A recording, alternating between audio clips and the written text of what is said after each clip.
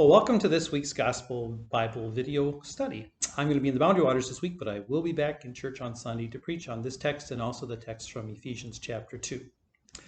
This week, we continue to move our way through the 6th chapter of Mark's Gospel with a short text. It's only 5 verses long.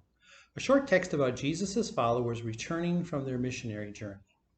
Their journey, on which they were sent earlier in the Gospel, was interrupted by the story we heard last week about the death of John the Baptist at the hands of Herod Antipas and his wife Herodias.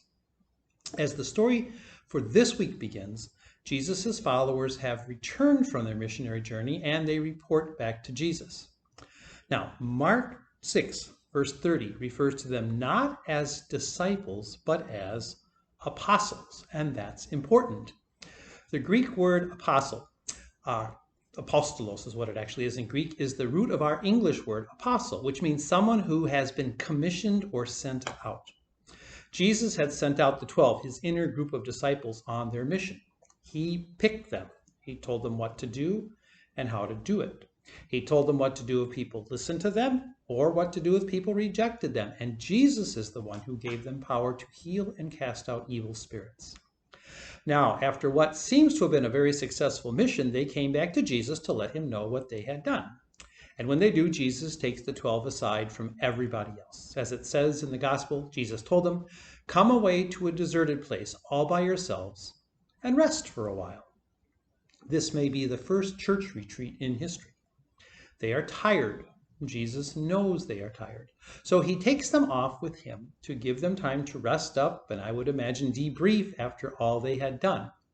The crowds are back after Jesus' rejection of Nazareth, and Jesus was as popular as ever. As Mark puts it, for many were coming and going and they had no leisure even to eat. The pressures of the constant crowds continue to be a constant with Jesus and his disciples, so they seek a place to be by themselves. Now, this is not Jesus being cruel to the crowds. It's not him ignoring them. He'll get back to them and help them within a few verses. But now his priority concern is with the 12. They have done much, and they will do much in the future. Now they need an opportunity, brief though it may be, to catch their breath, to have something to eat. Remember, they took no food with them on their journey, and to be with Jesus. Jesus knows he needs to take care of them as much as he had to meet the needs of the constant crowds. So they get into a boat and again set off, as Mark tells us, to a deserted place by themselves. Now, there is nothing wrong with taking some alone time when you are busy helping others. Things, however, don't go as planned here. The ever-present, ever-needy crowd saw where they were going. They recognized them.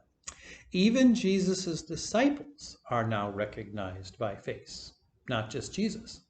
Being associated with Jesus did that. And the crowds hurry along the shore of the Sea of Galilee, eyes on the boat holding Jesus and the disciples, keeping an eye on where they are headed. Clever Galileans that they were, they figured out where they are going and they beat them there.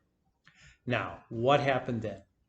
Did Jesus and his disciples let out a groan when they saw the crowds? Or did they fortify themselves for the new work that they had to do?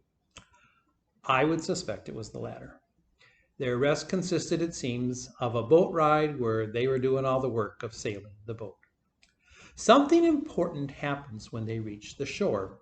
We are told that Jesus saw the crowds, and here's the quote from the gospel, "He had compassion on them because they were like sheep without a shepherd." That word compassion is a very important word in the New Testament. It's one of my favorite Greek words. It's a fun one to say. The Greek verb for to have compassion is the word splankenizomai. I just like saying it, splankenizomai. It's a word with a special meaning. It means to have compassion or feel sympathy for someone, but it means more. It means to have compassion or feel sympathy for someone and then to do something about it. It's not just feeling sorry for somebody. It's not just, "Oh, that's too bad." It means to feel sorry for someone and then care for them in a way that spurs a person into action. Jesus feels compassion for the crowds and it leads him into action. First, he begins to teach them. And within a few verses, when he sees this huge crowd out in the country is hungry, well, and they hadn't planned for it, they had just madly followed Jesus, then Jesus will do something to help them. In the Gospels, the word splanchnizomai is used of Jesus with one exception. I'll talk about that in just a minute. Jesus is the one who sees others and cares for them.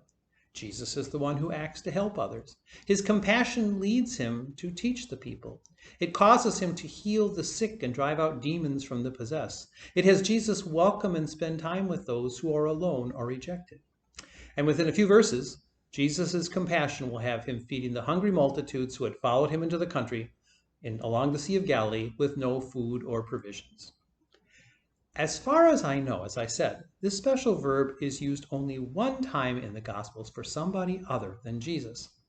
And that's found in Luke chapter 10 in the story of the Good Samaritan.